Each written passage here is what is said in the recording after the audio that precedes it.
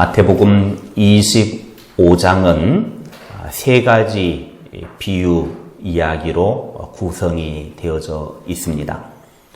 첫 번째 이야기는 열처녀 비유입니다. 천국 잔치에 5 처녀는 기름을 준비하여 신랑 되신 예수님을 맞았고, 기름을 준비하지 못한 5 처녀는 신랑 되신 예수님을 영접하지 못하였다라고 하는 내용입니다. 두 번째 이야기는 달란트 비유로서 어떤 주인이 타국으로 오랫동안 떠나게 되었습니다. 그래서 집에 있는 종들을 불렀습니다. 한 종에게는 금 5 달란트, 다른 종에게는 2 달란트, 그리고 다른 종에게는 1 달란트를 맡겨 주었습니다. 5 달란트와 2 달란트를 받은 종은 그것을 받아서 곧바로 나아가 열심히 일을 해서 주인이 올 때까지 배에 이득을 남겼지만, 1 달란트를 받은 종은 그 받은 것에 대해서 자기를 무시했다라고 생각을 하고 주인에게 원망하고 불평을 하면서 그것을 땅을 파고 거기에 감추어 두었다가 주인이 왔을 때 1 달란트 그대로 가지고 나왔습니다. 5 달란트나 2 달란트 받은 사람은 주인이 왔을 때 10 달란트 그리고 배로 남긴 4 달란트를 주인께 바쳤고, 1 달란트 받은 사람은 당신의 것 그대로 가져왔으니 가져가시오 하고 1 달란트를 내놓았습니다. 그런데 두 부류의 사람, 배를 남긴 사람들은 잔치에 들어가는 복을 누리지만 1 달란트 가지고 그대로 왔던 이 종은 결국은 있는 것도 빼앗겨 버리고 바깥 어두운 곳에 던져지는 비참한 인생이 되어버렸습니다. 이것은 무엇을 이야기하냐면, 하나님이 맡겨주신 대로, 주님이 맡겨주신 대로 달란트대로 최선을 다해서 헌신하고 섬기는 사람에 대해서는 상급이 주어지지만, 그러나 자기의 받은 대로 헌신하지 않는 사람에 대해서는 결국은 있는 것까지도 빼앗겨 버린다라고 하는 비유입니다.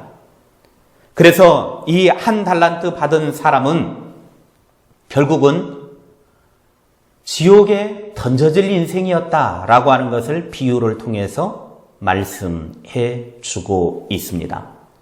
지옥 가는 사람은 어떤 사람이 지옥을 가느냐?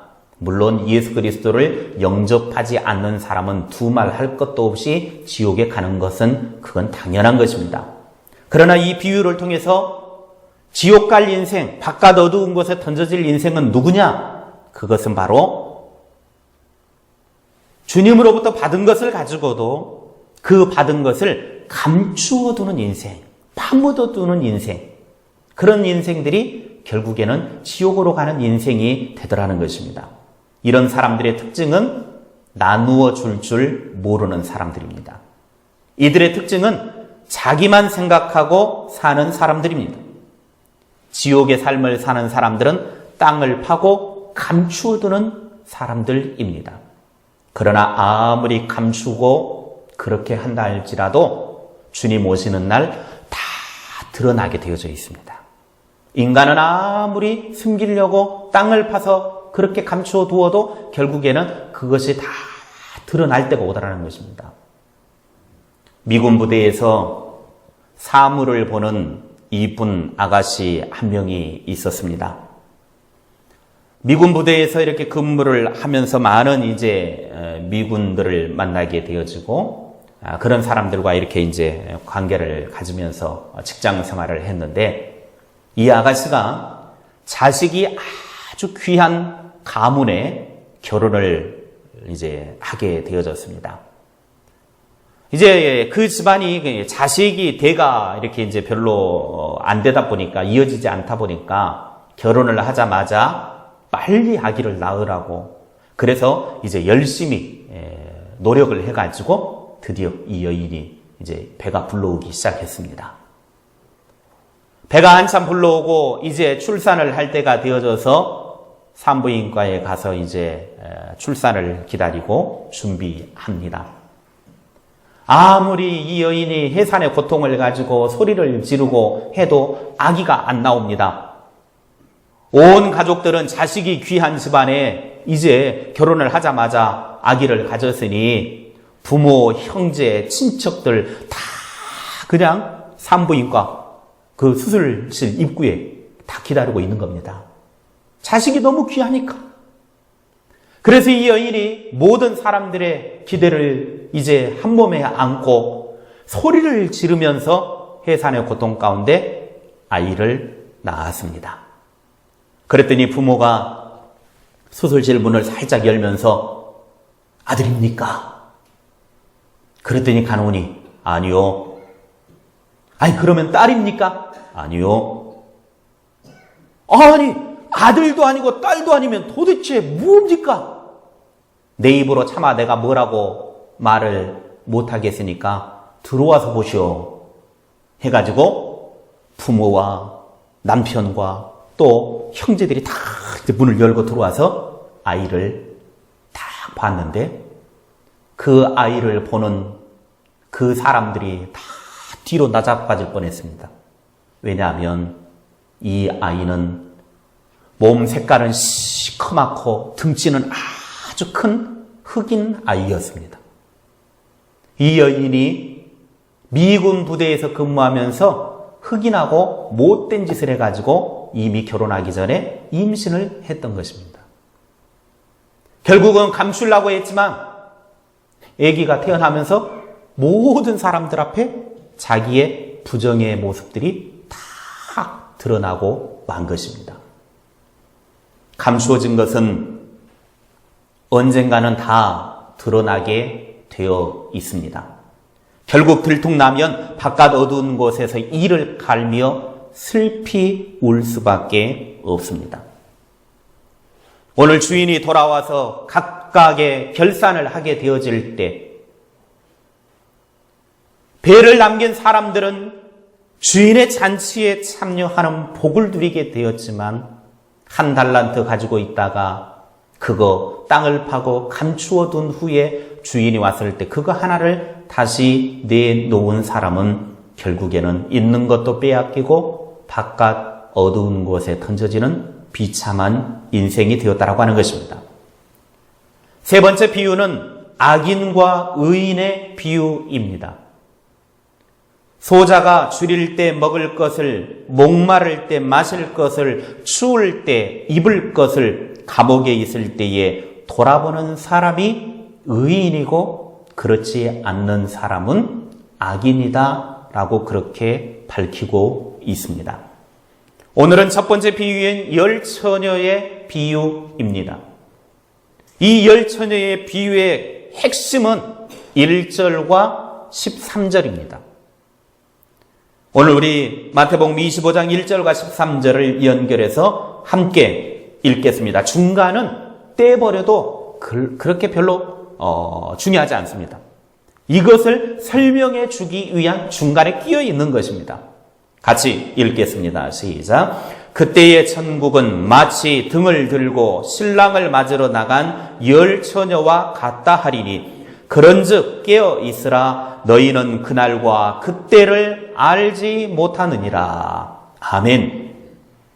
천국은 신랑을 맞이하러 나간 처녀와 같다라고 그렇게 표현을 하고 있습니다.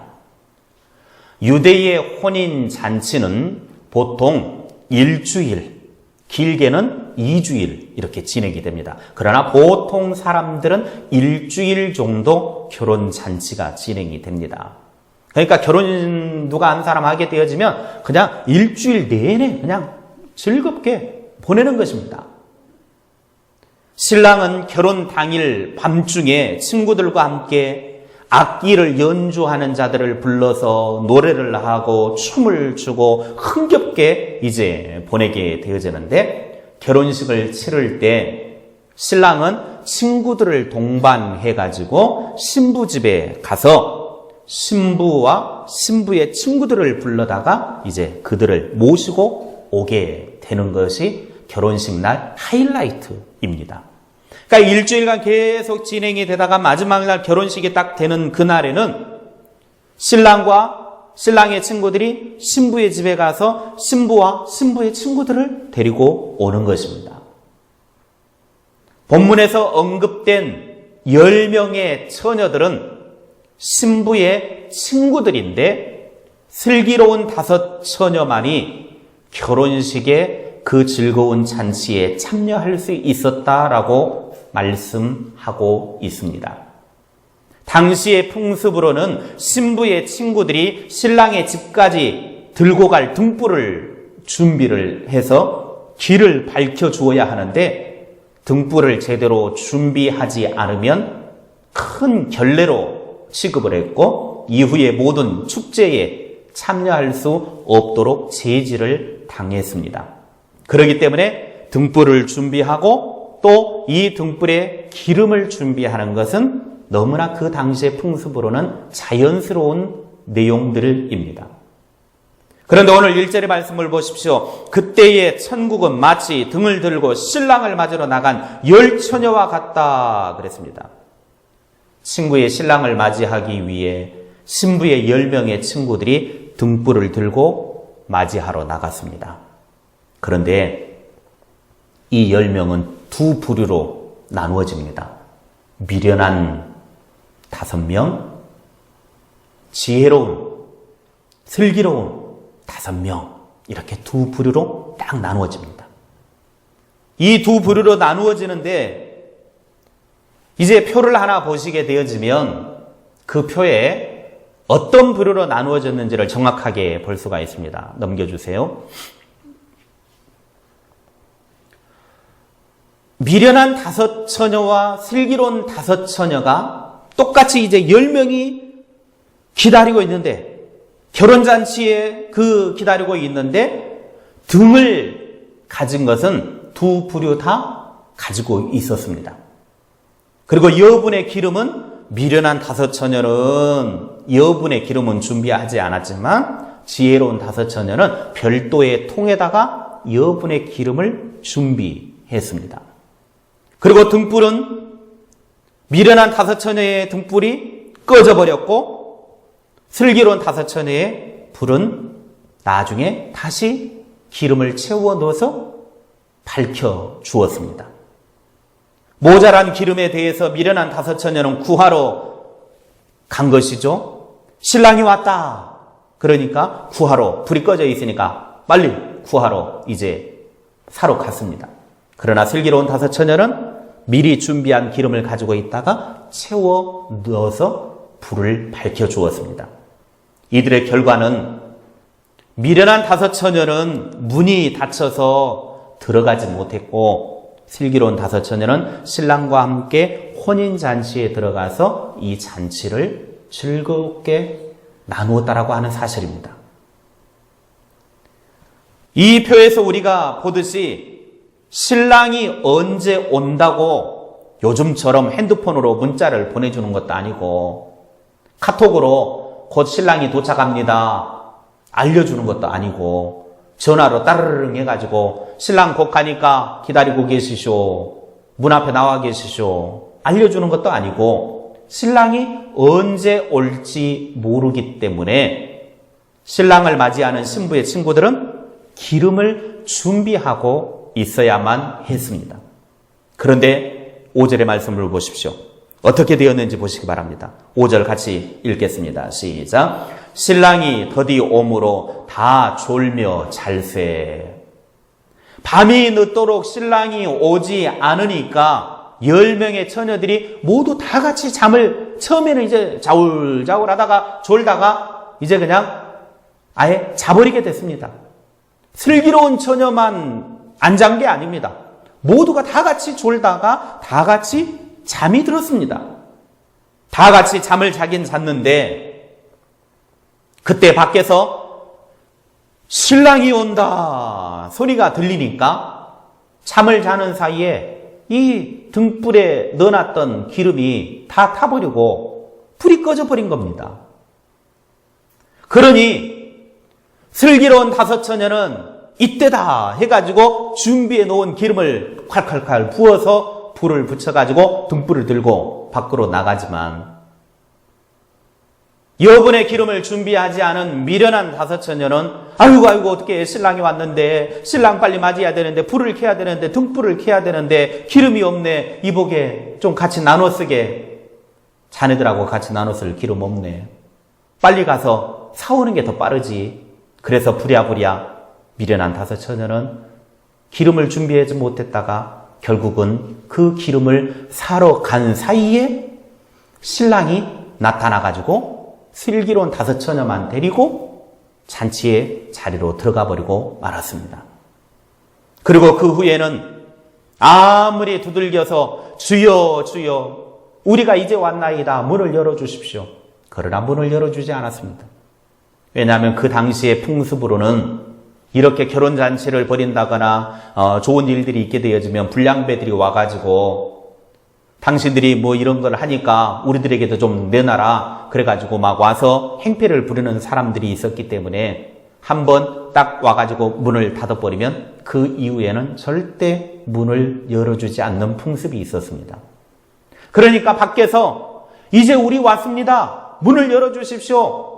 아무리 두들겨도 한 번 닫혀진 결혼식장의 문은 두 번 다시 열리지 않더라는 것입니다. 그러므로 미리 준비하고 기다리고 있어야만 혼인잔치에 참석할 수가 있는 것입니다. 이 비유는 단순하게 혼인집에 들어가고 못 들어가고를 말하고자 하는 것이 아닙니다. 13절에 그런즉 깨어 있으라. 너희는 그 날과 그 때를 알지 못하느니라. 이 비유의 말씀은 주인과 함께 신랑과 함께 잔치의 자리에 들어가기 위해서는 깨어 있어야 된다는 것입니다. 주님께서 언제 오실지 그 날과 그 시간을 알 수 없기 때문에 우리는 항상 깨어서 준비하고 있어야 합니다. 그 기다리는 시간에 때로는 졸리기도 하고 심지어는 아예 그냥 퍼져서 잘 수도 있습니다. 분명히 슬기로운 다섯 처녀나 미련한 다섯 처녀나 똑같이 졸았고 똑같이 잤습니다. 그러나 신랑이신 주님께서 우리를 맞이하러 오셨을 때 슬기로운 다섯 처녀처럼 깨어서 준비하고 있을 때 주님과 함께 천국 잔치에 들어가게 되는 영광을 얻게 됩니다. 슬기로운 다섯 처녀에게는 충분한 기름이 준비되어 있었습니다. 준비를 잘 갖춘 그들에게 일어난 축복은 신랑이 왔을 때 즉시 신랑과 함께 흥겨운 잔치에 참여할 수 있었다라고 하는 것입니다. 준비된 사람에게는 언제나 축복의 기회가 올 때 그것을 예외 없이 자신의 몫으로 챙길 수 있습니다. 그러므로 준비된 사람에게는 두려움이나 걱정이 없습니다. 평안함이 있고 늘 여유가 있습니다. 그러므로 우리는 늘 준비하는 자가 되어야 합니다. 준비가 되지 않으니까 초조하게 되어지고 당황하게 되어져서 일을 그르치게 되는 것입니다. 마치 시험 준비를 잘 해놓은 학생은 시험 볼 때도 두려워하지 않습니다. 평안합니다. 여유가 있습니다. 시험 준비 잘 해놓은 사람은 빨리 시험 봤으면 좋겠다. 그러나 시험 준비 안 해놓은 사람은 아이고 시험 좀 안 봤으면 좋겠다. 뭔 일이 생겨가지고 한 주 안 미루면 안 되나. 그럴 일은 없지만 시험 준비 안 해놓은 사람은 두려운 겁니다. 당황스러운 것입니다. 오늘 우리들도 주님 오실 날을 기다리고 준비가 되어지는 사람은 언제 오시든 그건 아무 문제가 되지 않습니다. 주님 오실 준비, 맞이할 준비가 다 되어져 있는 사람은 내일 오셔도 상관없고 한 달 후에 오셔도 상관없고 1년 후에 오셔도 상관없고 10년 후에 오셔도 상관없고 100년 후에 오셔도 아무 상관없습니다. 문제가 되지 않습니다. 언제 오셔도 준비되어져 있기 때문에 그렇습니다. 준비만 되어지면 지금 죽는 것도 문제가 되지 않습니다. 준비가 안 되니까 아이고 죽으면 안 되는데 두려워. 우리 그리스도인들이 준비만 제대로 되어져 있다면 내일 죽어도 천국 가서 하나님 감사합니다고, 10년 후에 죽어도 아유 더 살아갈 수 있게 해주셔서 감사합니다, 언제든지 감사합니다. 준비가 안 된 사람은 항상 죽음에 대한 두려움 가운데 떨게 되어지는 것이죠. 항상 우리는 미리미리 준비되어지는 인생 될 수 있기를 바랍니다. 10명 모두가 신랑을 기다렸습니다. 미련한 처녀이든 슬기로운 처녀이든 모두가 다 주님을 만날 기회는 열려져 있었습니다. 모두에게 다 기회가 똑같이 주어져 있었습니다. 땅 위의 모든 그리스도인들이 다 신랑을 만나려고 나갔다라고 하는 것을 상징적으로 보여주는 것입니다. 이들은 다 등을 가졌습니다. 10명 다 똑같이 등을 가지고 있었습니다. 우리가 다 같이 교회에 나와서 신앙의 행위들을 하는 모습을 보여주고 있습니다.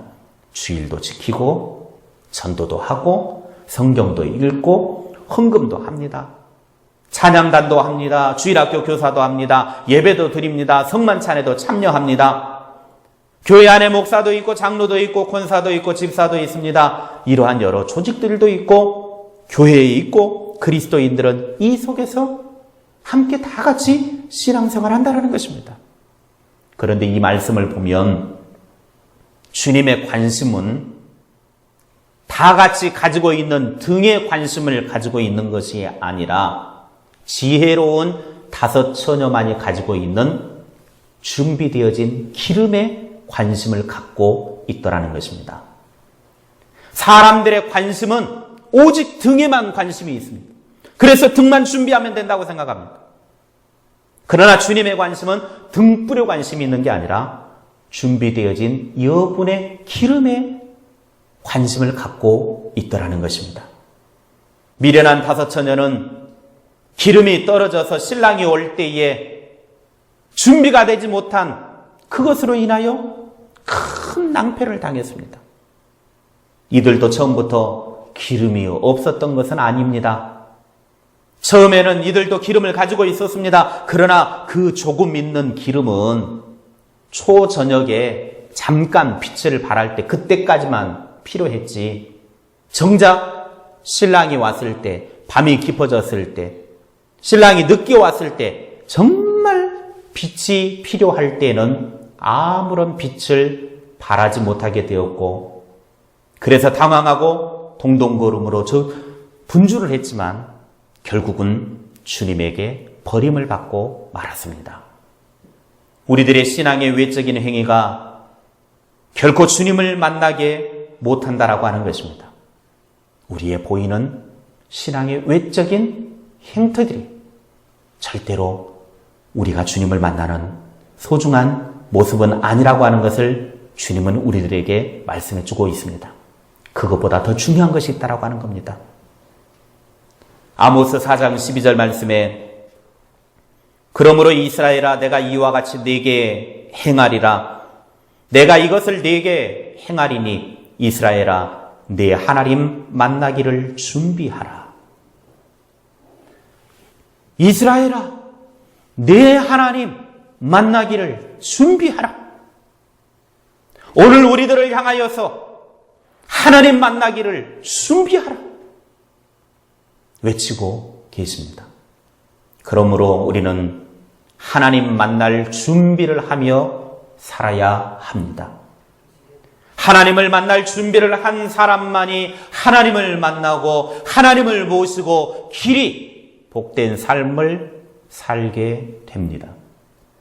주님과 함께하는 축복보다 더 큰 복은 없습니다. 주님과 함께하는 그곳이 천국입니다. 주님이 다스리고 주님이 함께하는 그곳이 바로 천국이. 주님이 함께 하시면 폭풍도 전쟁도 겁날 것이 없습니다. 주님과 함께하면 가난도 질병도 걱정할 필요가 없습니다. 주님이 해결해 주실 것이고 설령 주님이 해결해 주시지 않는다 할지라도 주님이 평안함과 인도하심으로 우리의 삶을 이끌어 가시기 때문입니다. 주님을 만난 그들이 들어간 곳은 잔치의 자리였습니다. 먹을 것이 풍성한 자리였습니다. 흥겨운 풍악이 있는 곳이었습니다. 준비된 사람에게 열려진 천국은 모두가 좋은 것으로 다 갖추어져 있습니다.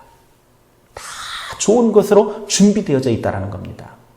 그곳이 바로 영원한 천국입니다. 이 땅에서 주님을 만날 준비가 되어진 사람, 하나님을 만날 기름을 준비하고 있는 사람, 믿음을 가지고 이 준비가 되어져 있는 사람에게는 영원한 천국이 예비되어져 있습니다. 그곳이 바로 우리가 바라고 희망하는 곳입니다. 그곳이 바로 우리가 갈망하는 영원한 하늘나라 천국입니다. 기름을 준비한 처녀들이 신랑과 함께 흥겨운 잔치에 참여할 수 있었습니다. 기름은 수고하지 않고는 채워지지 않습니다. 하나님의 말씀을 따라서 살려고 하는 사람에게 수고가 있기 마련입니다. 기름 준비는 하나님을 위해서 내가 수고하는 것입니다. 기름 준비는 내가 믿음의 사람으로 하나님을 위해서 준비되어지는 모습을 이야기하고 있는 것입니다.